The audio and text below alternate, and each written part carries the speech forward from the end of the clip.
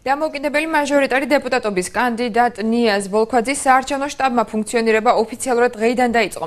შტაბის გახსნას მამულიშვილთა საგვარეულო კავშირში გაერთიანებული 8 არასამთავრობო ორგანიზაციის წარმომადგენლები ესწრებოდნენ. ნიაზ ბოლქვაძის თქმით, ამომრჩევლებთან აქტიურ შეხვედრებს იგი ხვალიდან გეგმავს. საინიციატივო ჯგუფის მიერ წარდგენილი კანდიდატი დეპუტატობის მანდატის მოპოვების შემთხვევაში მოსახლეობას სოციალური პირობების გაუმჯობესებას, ბათუმისათვის ქართული იერსახის დაბრუნებას და შელახული ღირსების აღდგენას პირდება.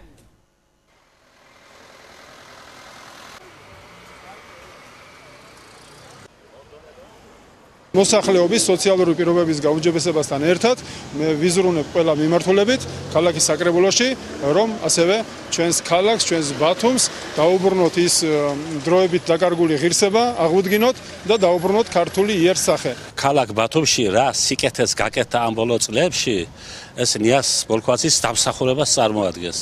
ხარი უნდა დაუჭიროთ ნიაზ ბოლქვაძის კანდიდატურას ამომრჩევლებთან შესახვედრად. და ეს არის ჩვენი ღონისძიება და იმედი გვაქვს, რომ ამომრჩევლები ჩვენ გაგვიგებენ და მის ღირსებას დაიცავენ.